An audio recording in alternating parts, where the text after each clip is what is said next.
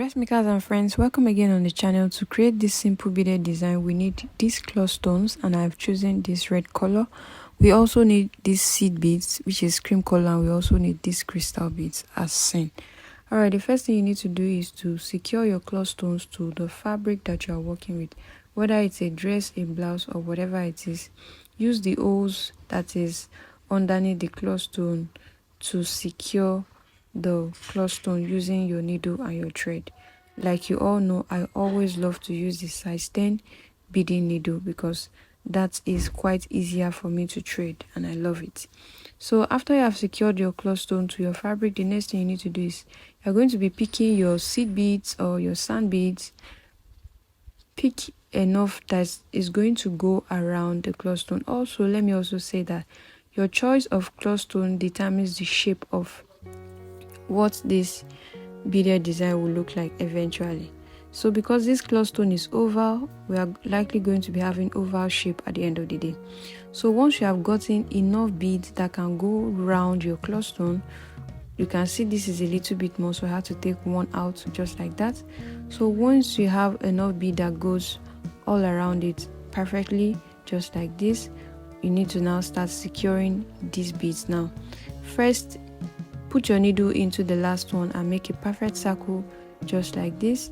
Then next, you're going to be tacking the beads down to the fabric. Just take a look at how I'm doing this. I'm tacking it, and all you need to do is just keep doing this, and then you're going to get this exact same result.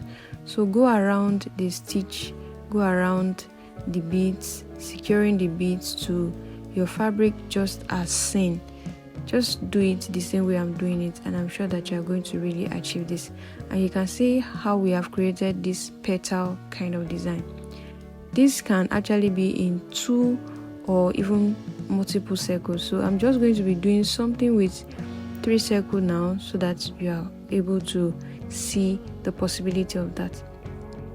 Next thing I'm going to be doing now is recreate this type of first one that I just created.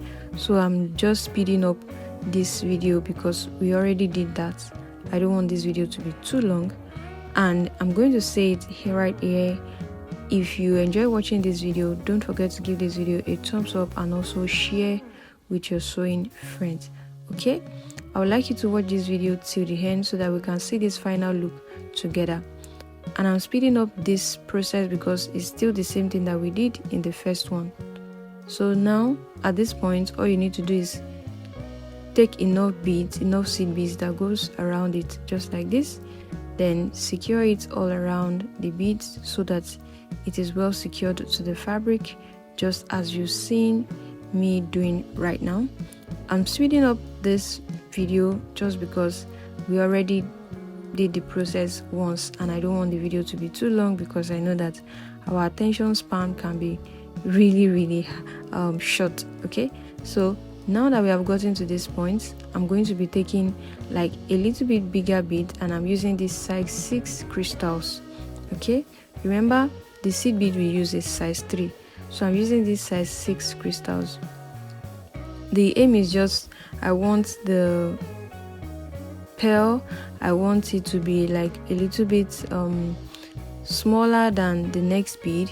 It just sort of graduates into bigger beads and bigger beads. Okay, so I'm using this size 6 now, and I'm taking the same process. I just want to fill around this next line. So once I get enough bead I can go round just as seen now, I'm now going to start attaching this round size 6 crystals which we use now, attaching it to our fabric. And you can see that this is such a design that is quite quick, it's quite easy. You can even use this for your brooch, for your applique and all of that.